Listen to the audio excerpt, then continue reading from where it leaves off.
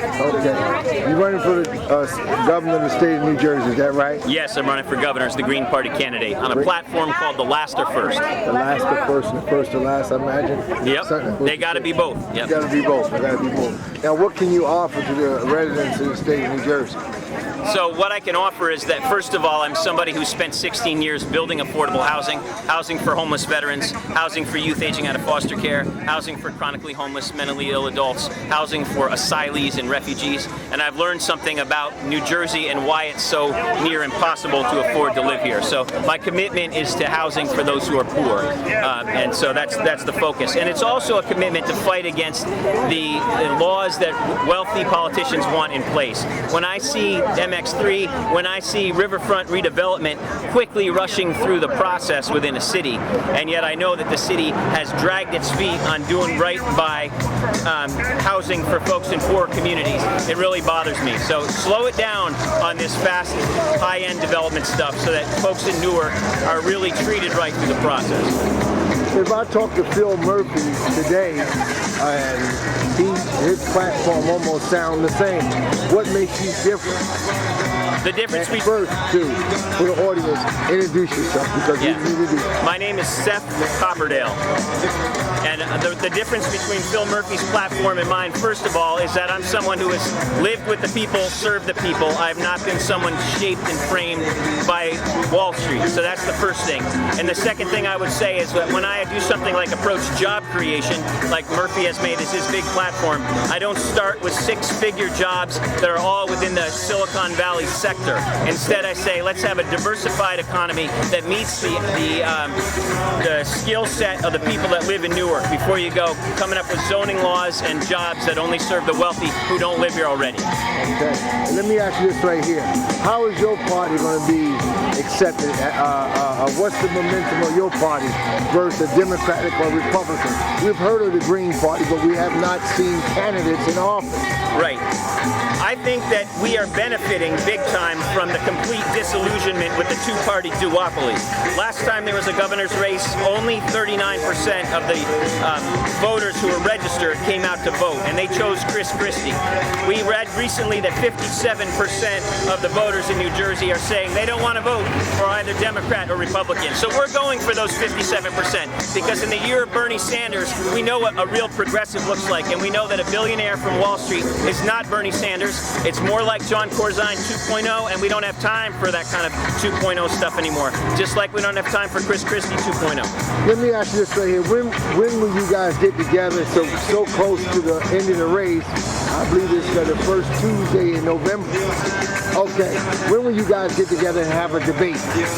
So I will not be included in debates, and the reason is because the Democrats and the Republicans set a $430,000 bar. You can't get into the public debates unless you raise $430,000. You have to raise $100,000 to run for president of the United States, but to run for governor of New Jersey, $430,000. And Phil Murphy pulled $15 million out of his own pocket to fund his campaign. That $430 isn't set up to help Democrats be legit. It's set up to keep anyone else out. So I won't be there, but next Friday I'll be at a Black Leadership Convention in Trenton, and Phil Murphy will be there, and Kim Guadagno will be there as well. And it's not going to be a debate, but it will be an opportunity for us to talk about issues that matter to those who've been made last in the state of New Jersey. And let me just say that they're not going to stand a candle to my knowledge on these topics.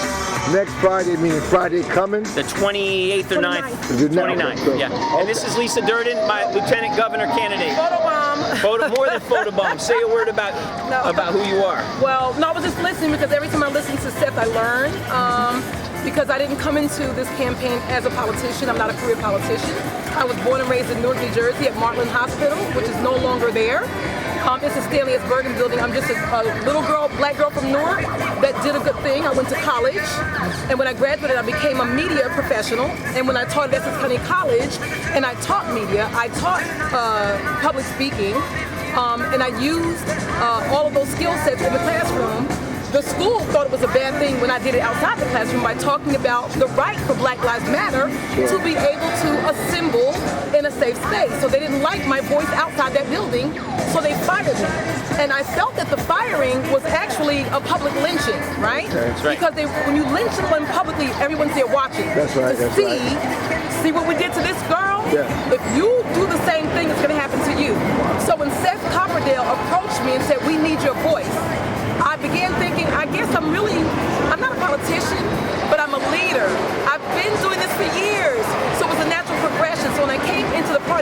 two things that got me with the Green Party were two things. That they stand by social justice, and the campaign that Seth started says the last are first. I'm the poster child for the last. I'm a woman, I'm black, and I'm poor. You can't get no more last than that. And you live in an apartheid state called New Jersey. Well, unfortunately, that too. well, it seems like the uncareer politicians are the ones that's winning these days. Our president is the believe uncareer. if there's something Donald Trump has done right, it is to say there are other voices.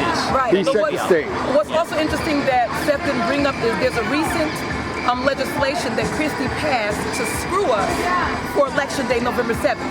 He made it such that we can't even send out mailings to people to let them know who's on the ballot. There's a lot of people. Now, will your name be? Will you guys' name be on the ballot? Yes, we're on the ballot. Need to be we did notified. all the work to get on the ballot. We're on the ballot. People need to be notified. I've always gotten things in the mail about who's on that ballot and who can you vote for, and that's there. He now made it such that you can't do a mailing anymore. It's all online now. There's no more physical And they snail changed mail. that rule in the 7th inning of a 9-inning ballgame. Exactly. August 22nd, they changed the law, so there's month. no more mailing. So now, how about a lot me, of that's people who are elderly, worthy who of like an paper? investigation. Most elderly people vote. And because So they've they're had it in their playing a hand every year they voted forever. And I've had it too, because sometimes I'll take a brief look at those, Exactly. things. So when I go, I know who I'm voting for. Okay, so with this right here, with this maze that's been put in front of you guys, what are you guys going to do out here to get your word heard?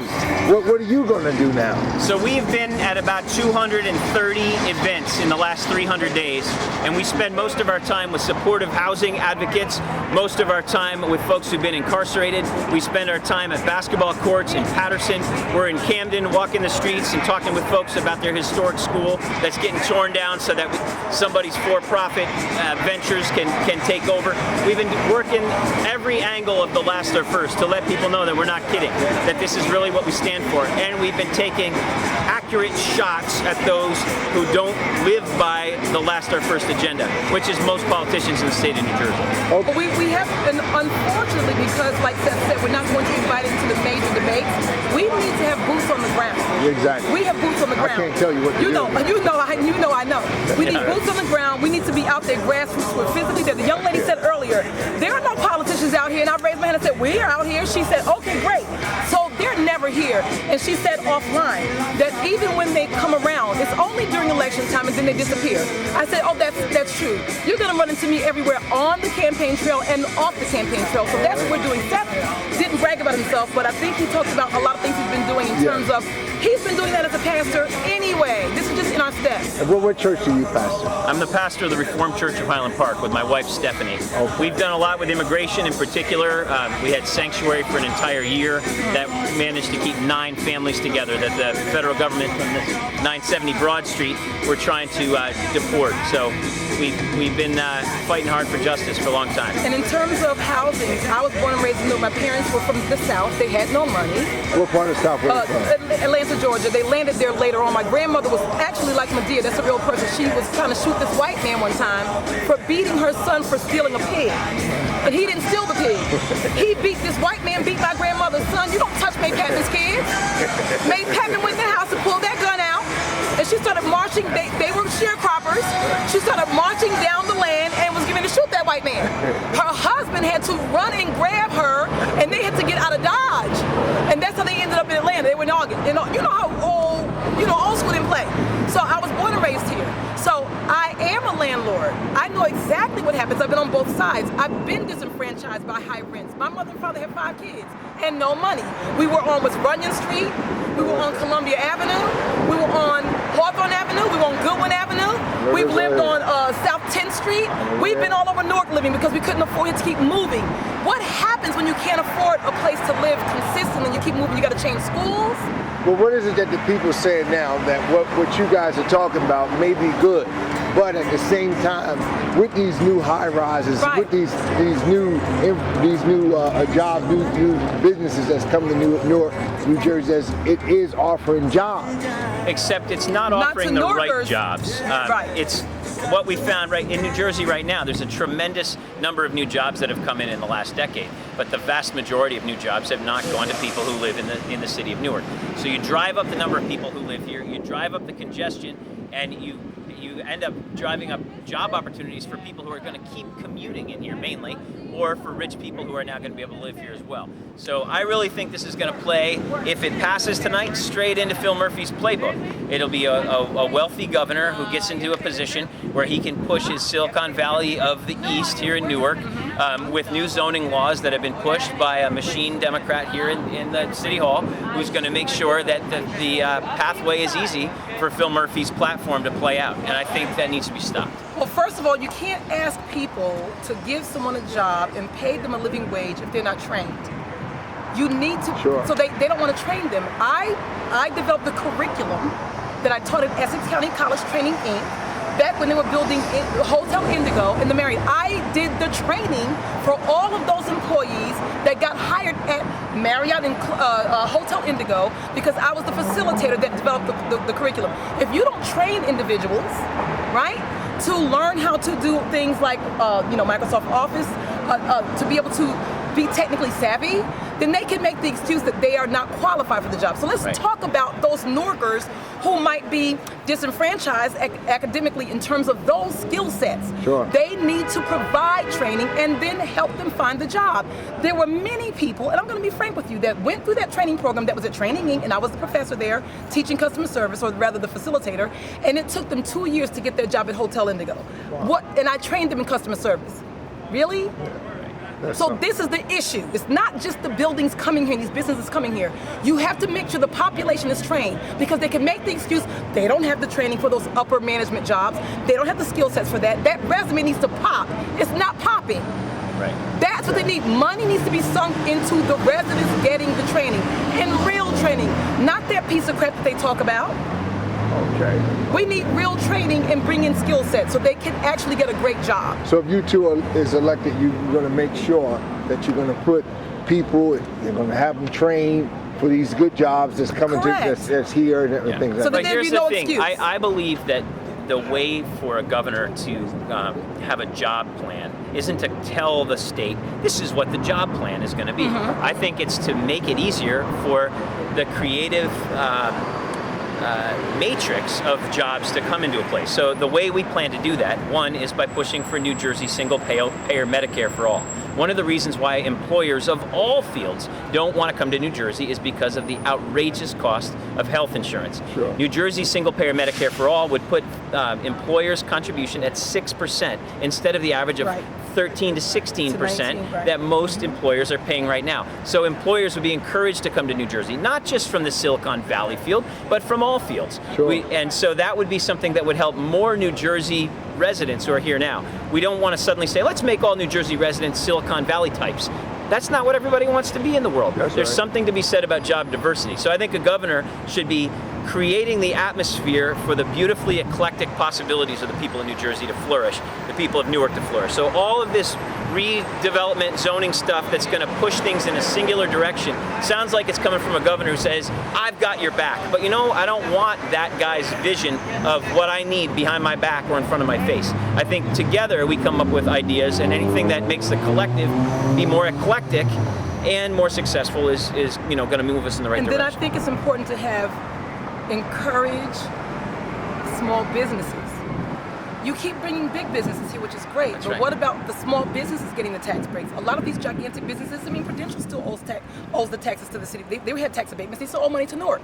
Yeah. So what about the little businesses, 3 employees, 2 employees, 15 employees? What about them? We need to encourage them to come to the city of Newark, because most small businesses is what make America great. Sure. That's what makes America great, not big businesses. Yeah. So that's the real issue. And a lot of us who have small businesses work out of our homes. You've got a hair salon in your kitchen because you can't afford the storefront. That's right. And barbershops in your basement. You know how it goes. So these are the things. When I was growing up on the corner of Hawthorne Avenue, we had Sam's, a black man. We had a barbershop on the corner of Reeves Place and Hawthorne Avenue, a black man. We had what we call the corner store, now they're called bodegas. So we had the corner store owned by a black man.